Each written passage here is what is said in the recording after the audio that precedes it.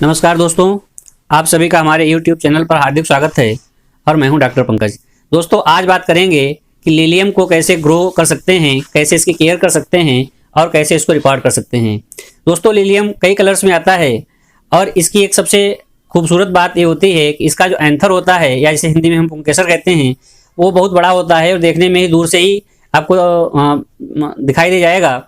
और इसके पेटल्स पे बहुत सारे छींटे से पड़े हुए होते हैं, तो इस बारा जो फ्लावर होता है ये भी बहुत अच्छा लगता है देखने में और इसके बहुत सारे कलर्स आते हैं। दोस्तों, लिलियम जो है एक वर्षीय प्लांट होता है, माने इसमें एक ही साल में एक ही बार फ्लावरिंग होती है और उसके बाद में अगर आप इसको ऊपर से भी काट देते हैं तो इसमें दोबारा फ्लावरिंग अगले सीजन में ही होती है। दोस्तों, ये बल्ब से ग्रो होने वाला प्लांट है और इसकी फैमिली होती है लिलिएसी। तो दोस्तों, हमारे पास यही एक कलर है, इसी वाले कलर के हमने लिलियम की जो है रिपोर्टिंग की है और इसी का बल्ब बचाया है। तो आइए आपको बताते हैं।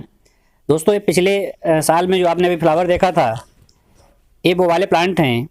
हमारे कई सारे व्यूअर्स ने हमसे पूछा था कि लिलियम के बल्ब को कैसे बचा सकते हैं। तो दोस्तों, इसको बचाने के लिए आपको विशेष कुछ नहीं करना है, बस इसको उसी पार्ट में लगा हुआ छोड़ देना है। या फिर बचाने का दूसरा तरीका ये होता है कि आप इसको उसी समय निकाल लें और निकालने के बाद में आप इसको फ्रिज वगैरह में रख दें तो भी आप इसको बचा सकते हैं। लेकिन ये सबसे बेहतर तरीका है कि आप उसी पार्ट में इसको जो है छोड़ दें।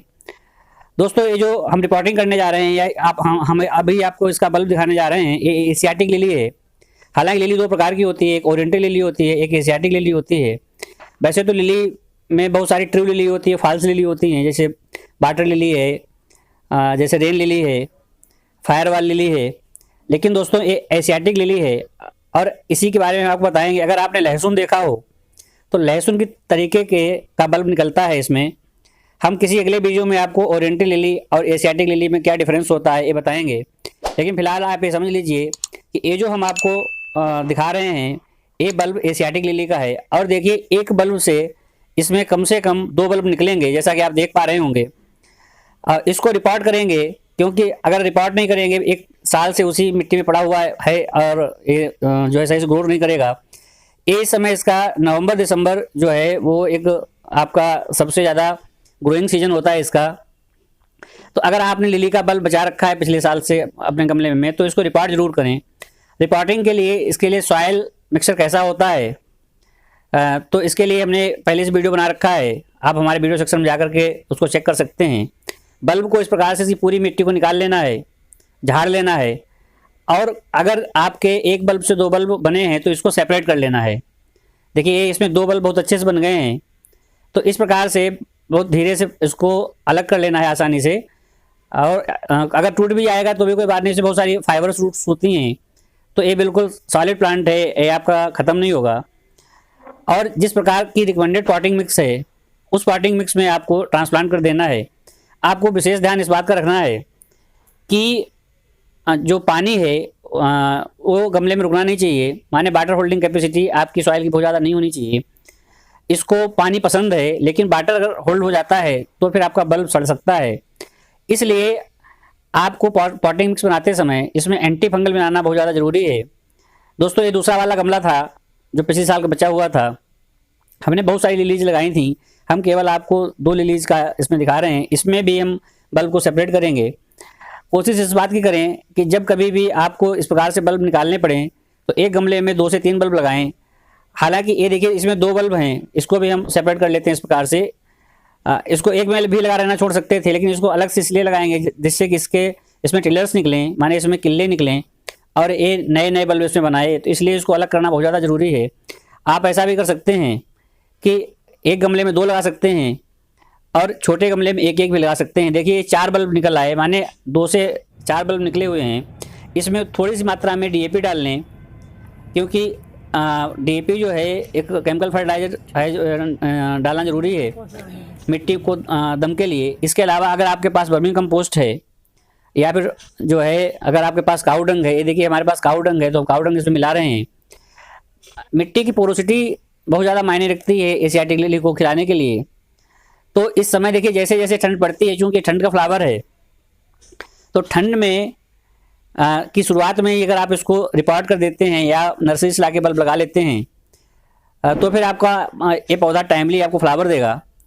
और इसकी सबसे बड़ी बात ये होती है कि यह प्लांट केवल एक बार ही फ्लावरिंग करता है, माने 4 से 5 एक बार में बंच में फ्लावर आएंगे, उसके बाद में इसकी लाइफ खत्म हो जाती है। तो आपको उसके बाद में केवल जो है बल्ब को बचाना ही होता है। इस प्रकार से बहुत अच्छे तरीके से डीएपी डाल लें, या आपके पास अगर ये रिवर वाली सैंड हो वो मिला लें। माने पोरोसिटी को मेंटेन करना है आपको, आपकी मिट्टी पोरस नहीं होना चाहिए, पर्याप्त मात्रा में आप ऑर्गेनिक कंपोस्ट होना चाहिए। डीएपी के कुछ दाने जरूर डाल लेने चाहिए, जो कि थोड़ा सा स्लो रिलीज होता है, 10-15 दिन में एकदम देगा। तो इस प्रकार से दोस्तों मिट्टी को तैयार कर लें।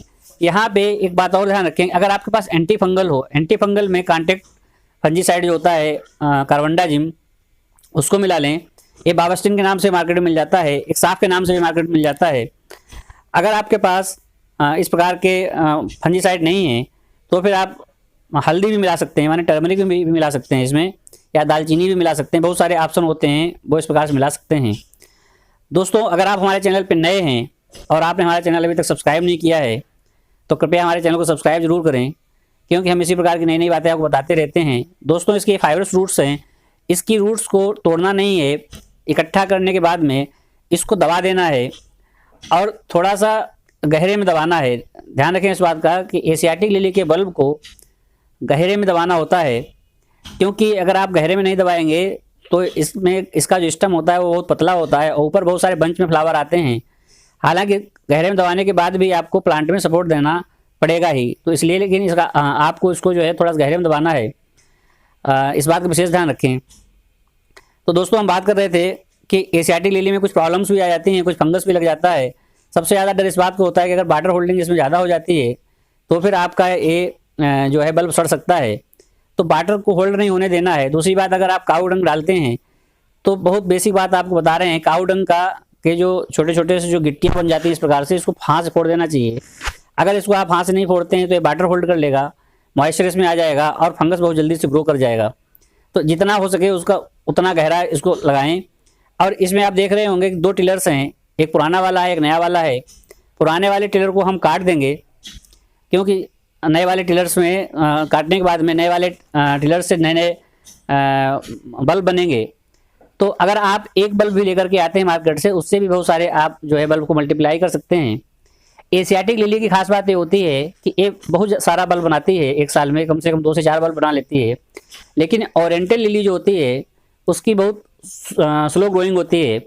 हम आपको फ्लावर के बारे में बताएंगे किसी अगले वीडियो में कि फ्लावर से आप कैसे पहचान सकते हैं कि कौन सी ओरिएंटल लिली है और कौन सी जो है एशियाटिक लिली है।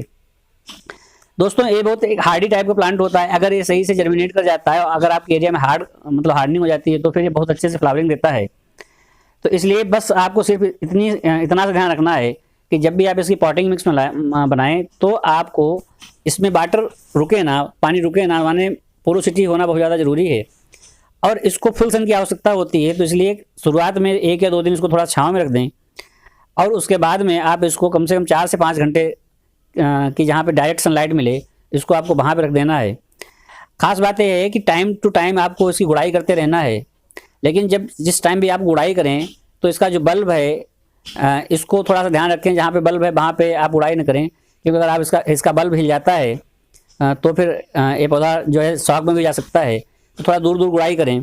दोस्तों ये कुछ जानकारी थी जो आपको शेयर करना चाहते थे। उम्मीद करते हैं आपको ये जानकारी पसंद आई होगी। अगर दोस्तों आपको ये जानकारी पसंद आई है तो कृपया हमारे चैनल को लाइक करें, सब्सक्राइब करें। मिलते हैं किसी दूसरे वीडियो में। आज के लिए बस इतना ही। आप सभी लोगों का हार्दिक धन्यवाद। आप सभी लोगों को नमस्कार। जय हिंद, जय भारत।